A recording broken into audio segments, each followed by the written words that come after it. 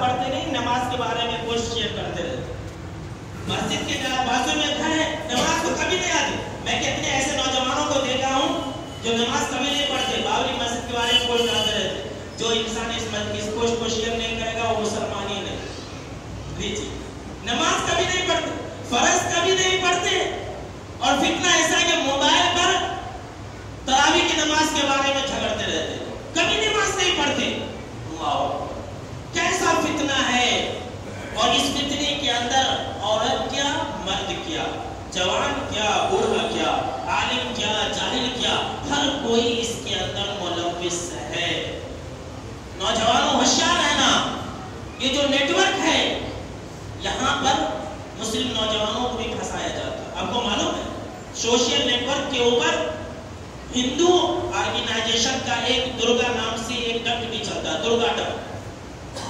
اس کے اندر کیا ہوتا ہے، لڑکی کے نام سے اکاؤنٹ چلتا ہے، مسلم لڑکوں کو ٹرو کالر کے ذریعے ہیک کیا جاتا ہے، ان سے بات چیت کی جاتی ہے، ان کو بات چیت کر کے ان کو پھنسایا جاتا ہے، ان کو وقت دیا جاتا ہے، بات چیت ہوتی ہے، بات میں بات، پھر بعد میں محبت ہو جاتی ہے، اور وہ کہتے ہیں کہ تم فلاں جگہ مجھ سے ملنے آؤ۔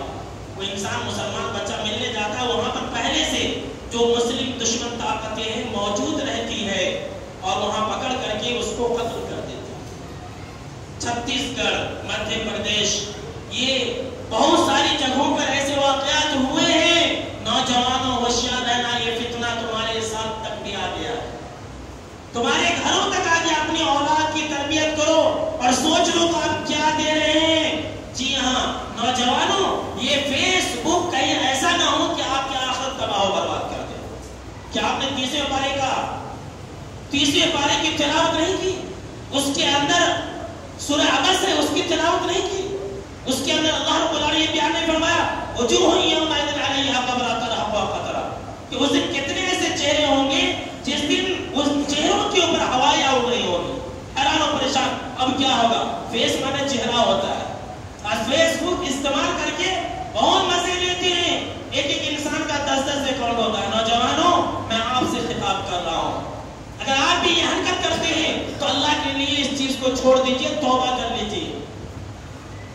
کہیں ایسا نہ ہو کہ آپ اس دن کہیں آپ کی ایک چیز نیٹ کے اوپر ریکارڈ ہو رہی ہے، آپ اسے مٹانا چاہیں تو نہیں مٹا سکتے۔ جی ہاں، اگر آپ اس نیٹ کے اوپر برائی کو انجام دے رہے ہیں تو یہ آپ کی بھول ہے کہ صرف 10 دن کے اندر یہ ختم ہو جائے گا، نہیں، آپ مر جائیں گے پھر بھی اس کا وبال آپ کے اوپر رہے گا۔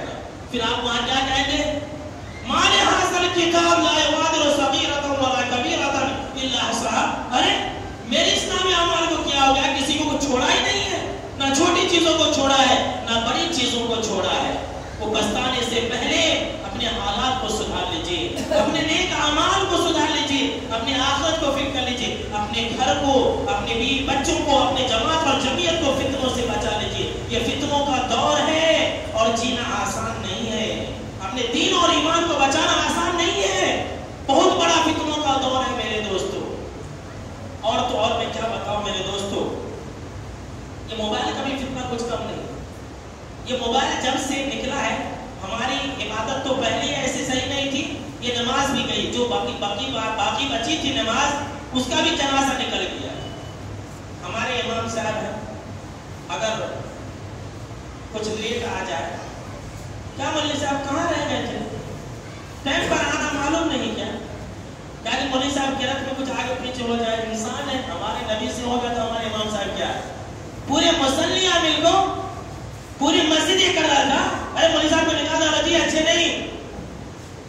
اللہ کی قسم وہی کہہ رہا ہوں کہ ہماری عبادت کے دوران، نماز کے دوران یہ موبائل کی گھنٹی بجے اور گانے کی آواز آ جائے تو لوگ مزے لے کر کے سنتے ہو، ذرا اور اچھا بجا تو اچھا رہتا تھا۔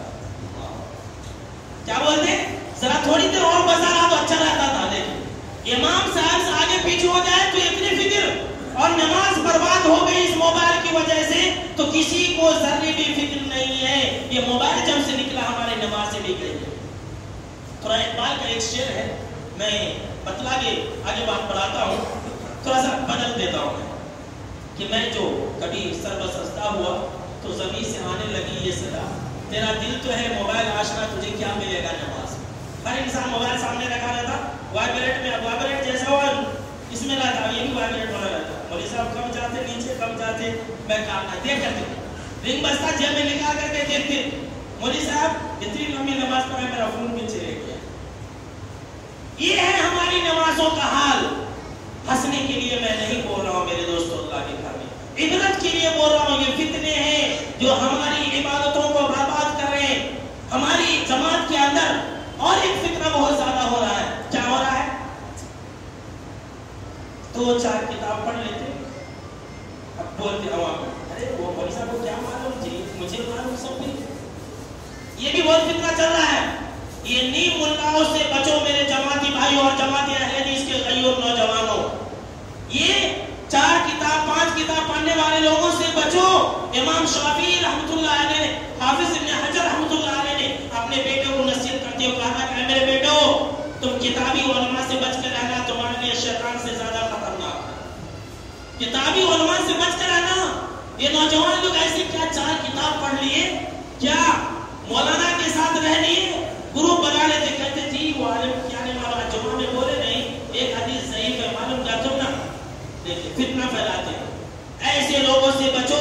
حافظ نے حجر رحمۃ اللہ نے کہا کہ شیطان سے زیادہ خطرناک ہے اور حقیقت میں خطرناک ہے. امام شافعی رحمۃ اللہ علیہ نے فرمایا کہ جو لوگ کتاب سے علم حاصل کرتی ہے کیا ہوتے ہیں گوگل مولانا بولے جو بھی باتیں سرچ کرتے ہیں. ابھی میں گوگل پر سرچ کر کے بتاتا ہوں. فیس بک یا مولانا بھی کہہ سکتے آپ. کیا جی ہاں ہے سب بھی کیا کہتے ہیں اسی بارے میں امام شافعی رحمۃ اللہ علیہ قول.